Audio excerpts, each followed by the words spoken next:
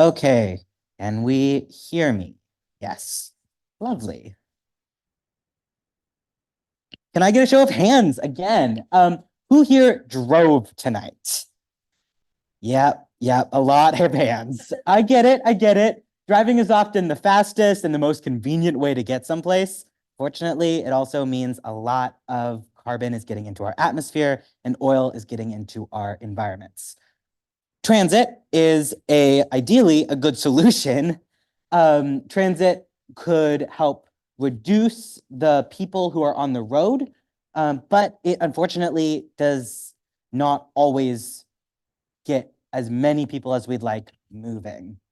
My research showed that King County Metro is the largest transit agency around. Under that umbrella is Sound Transit, who was in the previous slide. It's going quick. This busy map shows the central section of King County Metro's transit network.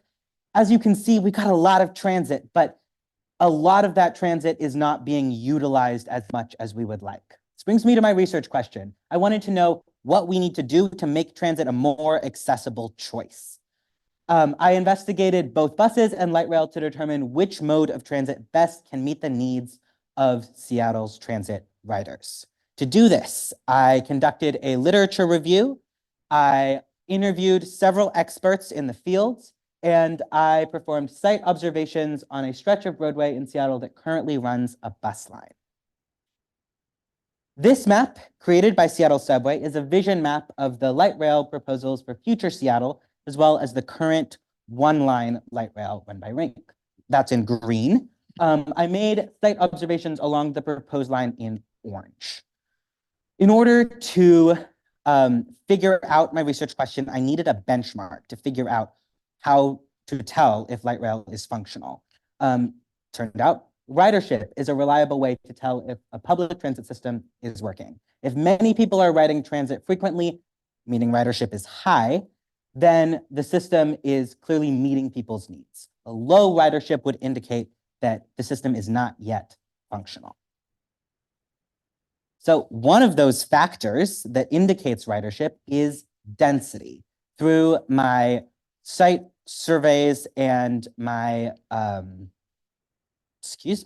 my literature review, I learned that high density is a critical piece, and so is service level. High service level was actually one of the most critical ridership variables to several of the studies that I researched. High density is defined as the amount of hours that the transit services and how fast it goes, also reliability.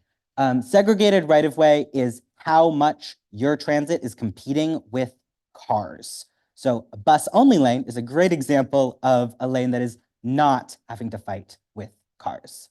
Integrated fares, we all have those with Orca cards. I can take my Orca card and I can get on the bus and I don't have to buy another ticket for the light rail later in my journey, which is great. So I assessed Seattle's buses and light rail on each of these 4 variables that I identified in my research. While Seattle excels through their Orca cards, we do find that their buses are not particularly reliable or on time.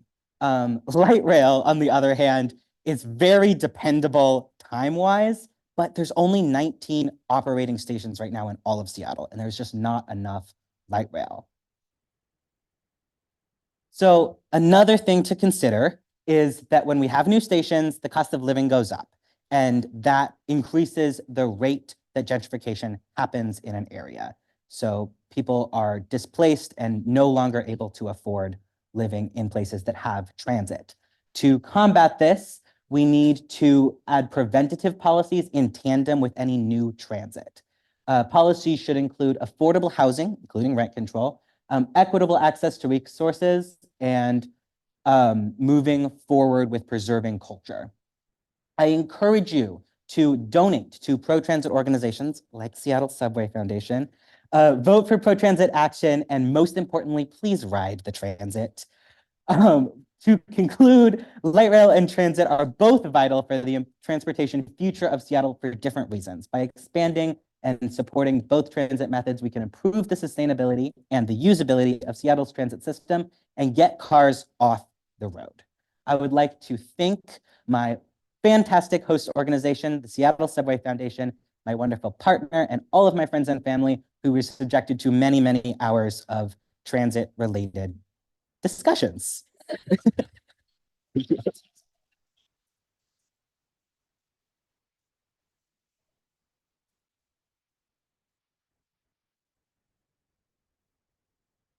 Questions?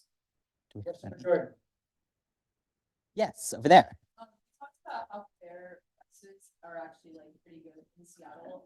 Did you do any research on like food fairs? Because a lot of times fairs are inaccessible to a lot of people and they can't afford to actually pay for fairs.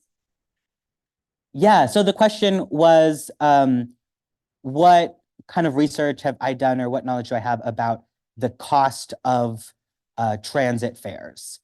I personally did not, that wasn't my specific focus of my research, but what I do know is that gas prices and parking in Seattle are significantly more expensive than taking transit. And there are programs that will subsidize your transit, and a lot of employers now are beginning to offer Orca cards. So we have a ways to go in order to create public transit that is fully accessible for everyone, but overall, transit is already much more accessible than owning a car, especially in the city. Yeah. Yes, in the back.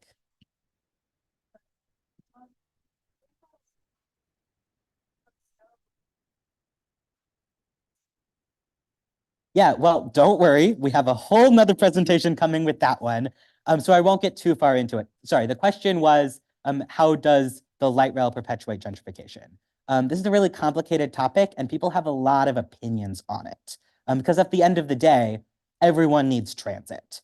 The short of it is that a lot of times if you stick a new shiny piece of architecture into an area, people with a lot of resources and money want to live near that, even though that resource is really for people who don't have other resources.